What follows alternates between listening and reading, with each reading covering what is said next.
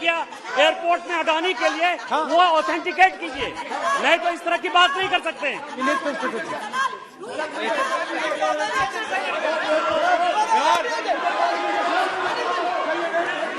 करना पड़ेगा, ऑथेंटिकेट करना पड़ेगा। राहुल गांधी जी, आपको ऑथेंटिकेट करना पड़ेगा।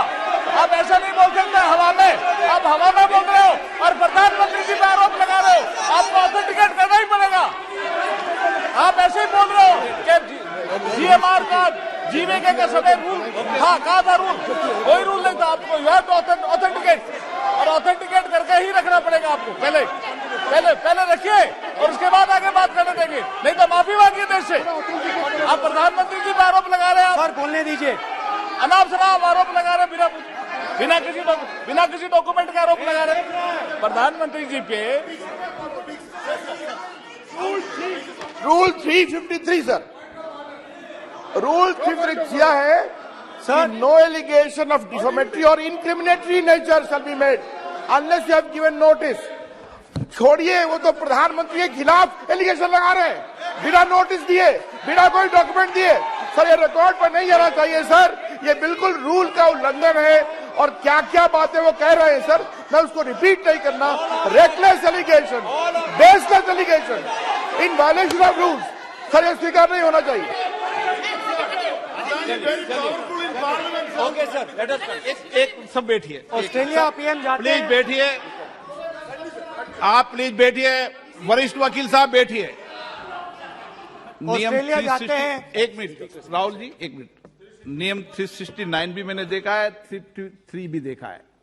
मेरा आग्रह है, सदन भारत की संसद है, हम एक ही विषय पर सारी राष्ट्रपति की चर्चा लगाइए, उचित है क्या? फिर आपको बोलना बोले नहीं स्पीकर, गलत तरीका है।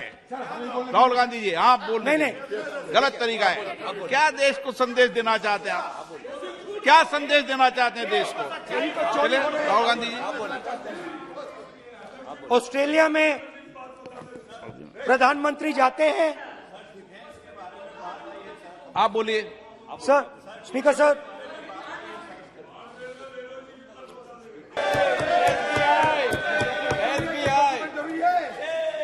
सर इसका भी डॉक्यूमेंट जरूरी है क्या, बताओ। मोदी जी, आपका सरकार की बात है। अधीर प्लीज। उसके बाद मैं उदाहरण दे रहा हूं, पूरी दुनिया में मोदी जी जाते हैं, घूमते हैं, तो मैं बता देता हूं क्या होता है वहां पे। बांग्लादेश में गए, हाँ काम पे ही जा रहे हैं, वही तो बोल रहा हूं, काम पे जा रहे हैं। बांग्लादेश जाते हैं तो ये रही आपकी फॉरेन पॉलिसी। ये हिंदुस्तान की फॉरेन पॉलिसी नहीं है। अब यात्रा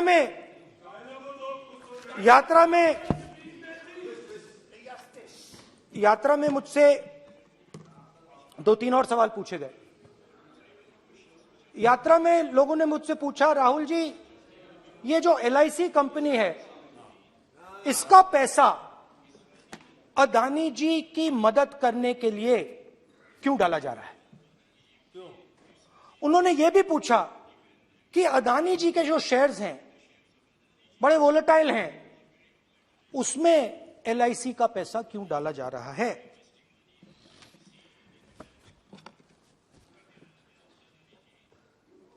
हजारों करोड़ रुपए हिंदुस्तान के पब्लिक सेक्टर बैंक्स अदानी जी को मिलता है।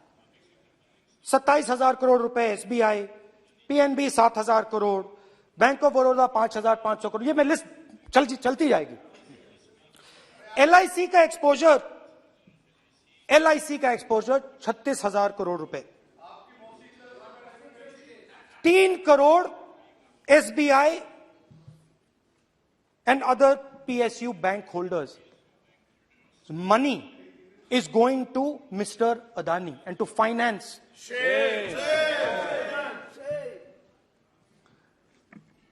Now, of course, there is another question. तो मदद कैसे हो रही है? हिंदुस्तान के पब्लिक सेक्टर बैंक्स का पैसा, LIC का पैसा नरेंद्र मोदी जी, अदानी जी को दिया जा रहा है। अगर कोई सामने खड़ा हो जाता है, जैसे जीवी के लोग खड़े हुए, ईडी सीबीआई एजेंसीज आ जाती हैं, उनको परे कर देती हैं।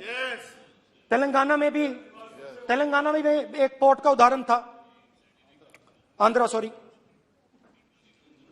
मगर मेन सवाल और सबसे इंटरेस्टिंग सवाल दूसरा है। कुछ दिन पहले ये हिंडनबर्ग रिपोर्ट आई, उसमें लिखा था कि अदानी जी की हिंदुस्तान के बाहर शेल कंपनीज हैं। ये जो शेल कंपनीज हैं, सबसे पहला सवाल है, ये हैं किसकी? ये किसकी है मॉरिशस में जो शेल कंपनीज हैं?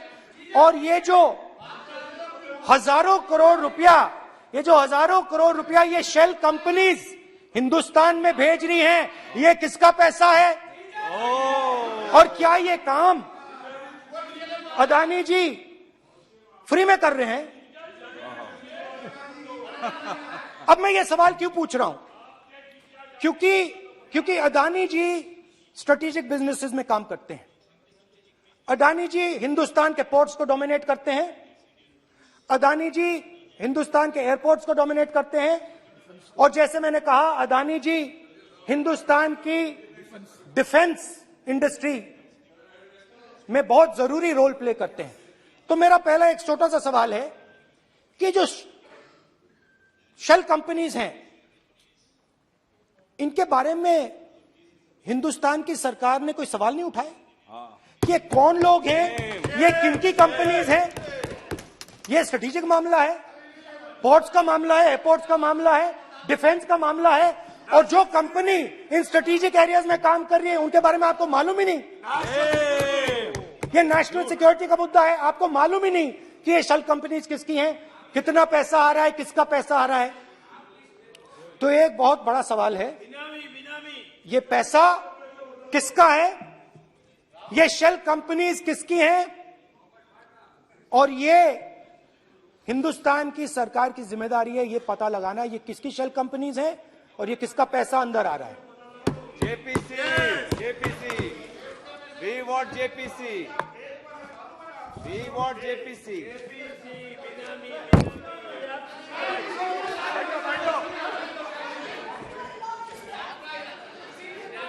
अच्छा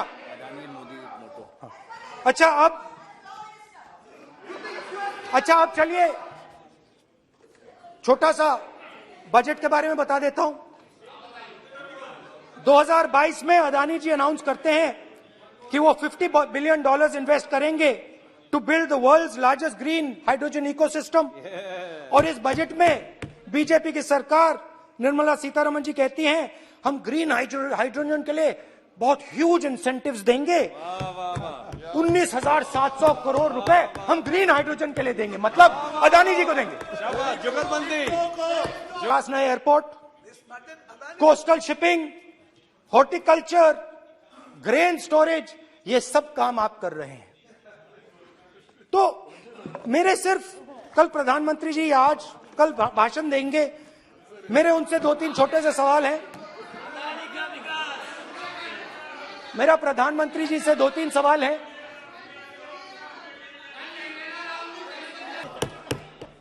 पहले लोकल मामला था, फिर नेशनल मामला हो गया, उसके बाद इंटरनेशनल मामला हो गया। अदानी जी के लिए बोरिस जॉनसन का बेटा काम करता है, आपको पता नहीं मालूम है या नहीं मालूम? भाई सॉरी, नहीं बेटा भी, भाई काम करता है।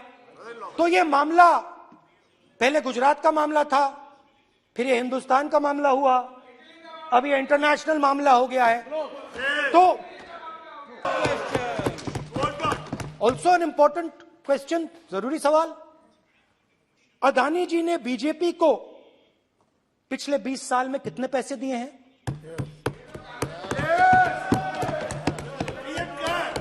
इलेक्टोरल बॉन्ड्स में कितना पैसा दिया है?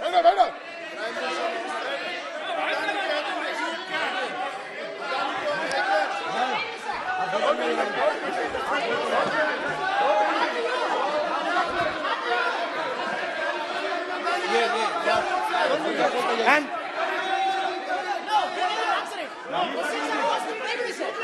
questions are posed to Prime Minister, please.